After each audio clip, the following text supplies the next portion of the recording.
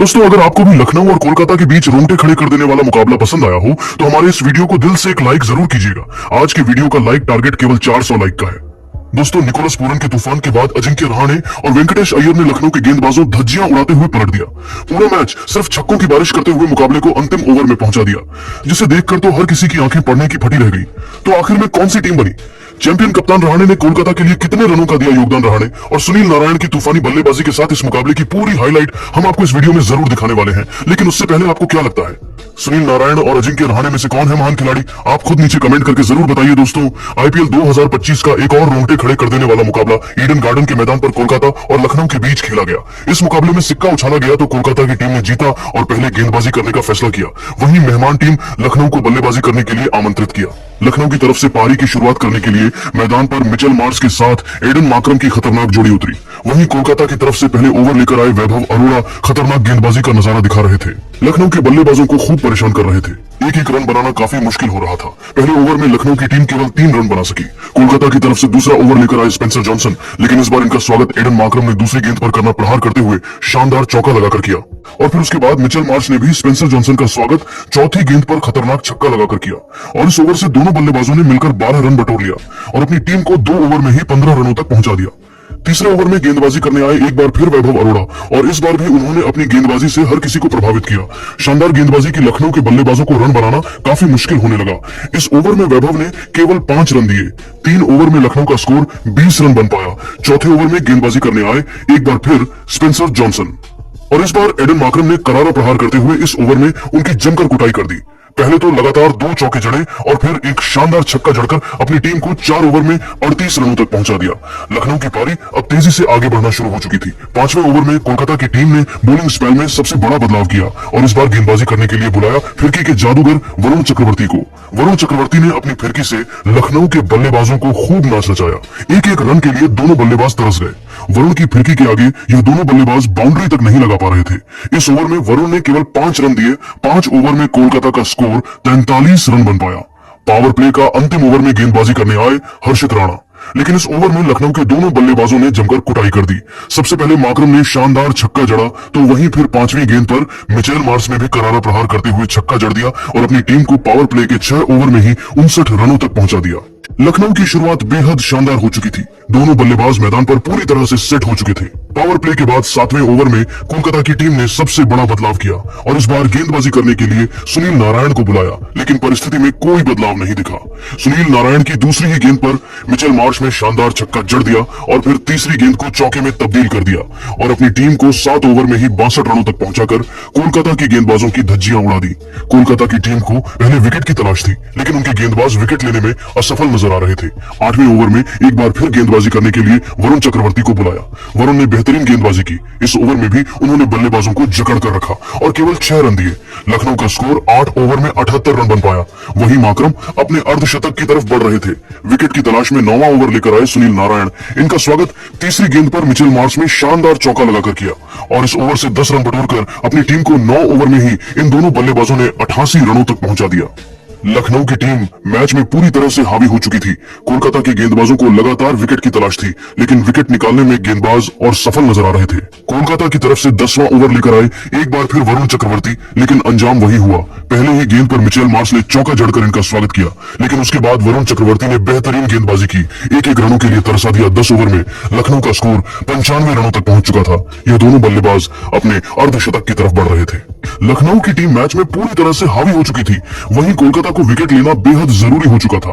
11वें over में गेंदबाजी करने आए हर्षित राणा। इनका स्वागत पहले ही गेंद पर मार्क्रम ने शानदार चौका जड़कर किया, लेकिन इस चौके का बदला लेते हुए हर्षित राणा ने अगली ही गेंद पर मार्क्रम को क्लीन बोल्ड कर पवेलियन का रास्ता दिखा दिया और मार्क्रम अपना अर्धशतक लगाने से चूक गए और कोलकाता की टीम को पहला विकेट 99 रनों के स्कोर पर मिल गया। लेकिन मिचेल मार्श सभी भी मैदान पर टिके हुए थे। उनके साथ देने के लिए अब सबसे खतरनाक बल्लेबाज निकोलस पूरन आ चुके थे। इन दोनों खिलाड़ियों के कंधों पर टीम की पूरी जिम्मेदारी थी। मिचेल मार्श ने इसी ओवर में शानदार चौका जड़कर अपना अर्धशतक पूरा किया और अपनी टीम को 11 ओवर में 106 रनों तक पहुंचा दिया।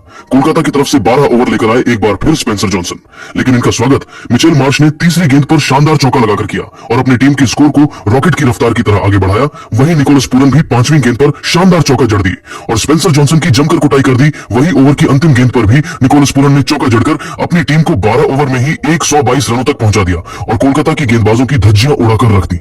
कोलकाता की तरफ से 13वां ओवर लेकर आए एक बार फिर विकेट की तलाश में वैभव अरोड़ा, लेकिन इनका स्वागत मिचेल मार्श ने पहले ही गेंद पर खतरनाक छक्का लगाकर किया और फिर उसके बाद दूसरी ही गेंद को चौके में तब्दील कर दिया और इस ओवर से इन दोनों बल्लेबाजों ने 16 रन बटोरकर अपनी टीम को 13 ओवर में ही 138 रनों तक एक विकेट पर पहुंचा दिया।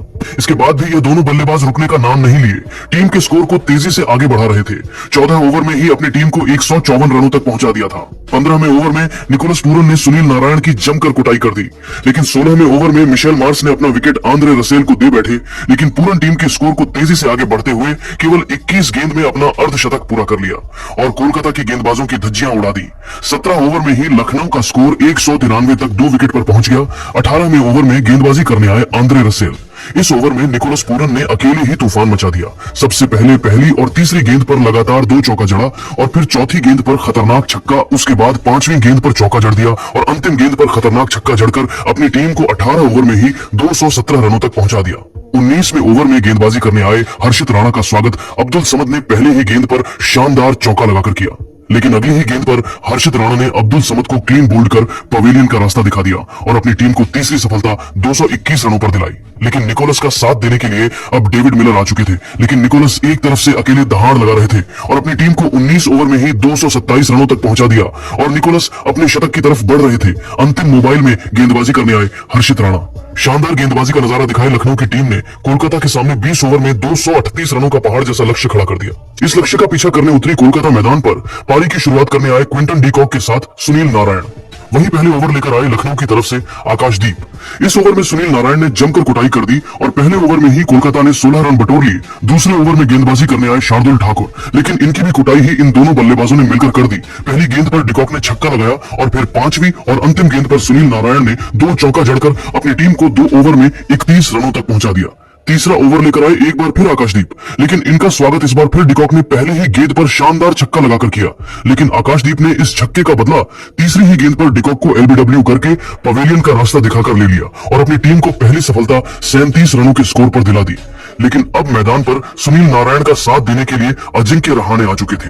अजिंक्य रहाणे ने आते ही लगातार 2 चौका लगाकर अपना खाता खोला और टीम के स्कोर को तेजी से आगे बढ़ाया और अपनी टीम को 3 ओवर में 45 रनों तक पहुंचा दिया। चौथे ओवर में गेंदबाजी करने आए शार्दुल ठाकुर। इनका स्वागत सुनील नारायण ने चौथी गेंद पर खतरनाक छक्का लगाकर किया और फिर अंतिम गेंद पर चौका चढ़कर अपनी टीम को 4 ओवर में ही 60 रनों तक पहुंचा दिया। 5वें ओवर में गेंदबाजी करने आए आकाशदीप, लेकिन इस बार इनका स्वागत अजिंक्य रहाणे ने पहली और दूसरी गेंद पर लगातार 2 चौका लगाकर किया और फिर अंतिम गेंद पर सुनील नारायण ने चौका जड़कर अपनी टीम को 5 ओवर में ही 73 रनों तक पहुंचा दिया।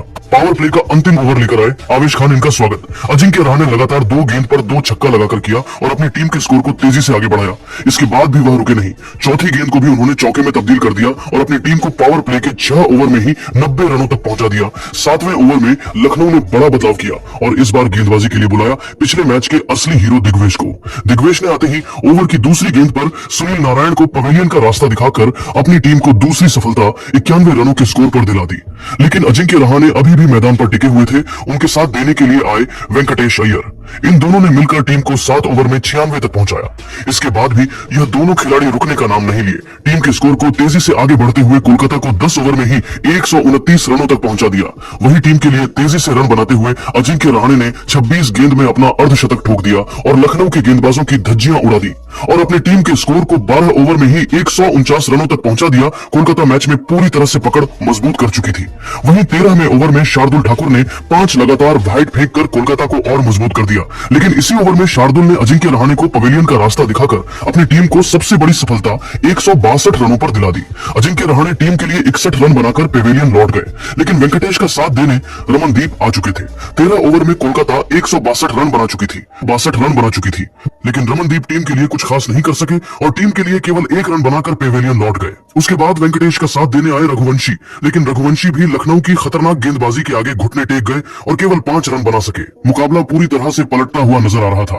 वेंकटेश और आंद्रे रसेल टीम की पारी को संभालने की कोशिश कर रहे थे, लेकिन वेंकटेश भी टीम के लिए 45 रन बनाकर पेवेलियन लौट गए और अब लखनऊ मैच में पूरी तरह से हावी हो चुकी थी। लेकिन अभी भी मैदान पर रिंकू सिंह और आंद्रे रसेल आखिरी उम्मीद बनाकर खेल रहे थे, लेकिन रसेल भी पेवेलियन लौट गए। मगर रिंकू सिंह हार नहीं माने मुकाबले को अंतिम ओवर में पहुंचा दिया और जीत के लिए अंतिम ओवर चाहिए था 24 रन। पहली गेंद पर हर्षित राणा थे और पहली गेंद पर हर्षित ने खतरनाक चौका जड़ी डीडीएच दिया, फिर अगली खाली गई। इसके बाद हर्षित ने सिंगल लेके स्ट्राइक रिंकू को दी, फिर रिंकू ने 2 चौके मारे और अंतिम गेंद पर छक्का ठोक दिया, लेकिन कोलकर 5 रन से हार गई। रिंकू ने टीम को जीत दिलाने की पूरी कोशिश की, लेकिन 5 रन अधिक पड़ गए और लखनऊ की टीम ने इस मुकाबले को आसानी से जीत लिया। रिंकू ने इस पारी में 38 रन ठोके, लेकिन जीत नहीं दिला सके। तो दोस्तों, अब आपको क्या लगता है इस बार आईपीएल की ट्रॉफी कौन जीतेगा? आप खुद नीचे कमेंट करके जरूर बताइए और ऐसी ही नई नई वीडियो के लिए हमारे चैनल को जरूर सब्सक्राइब करें।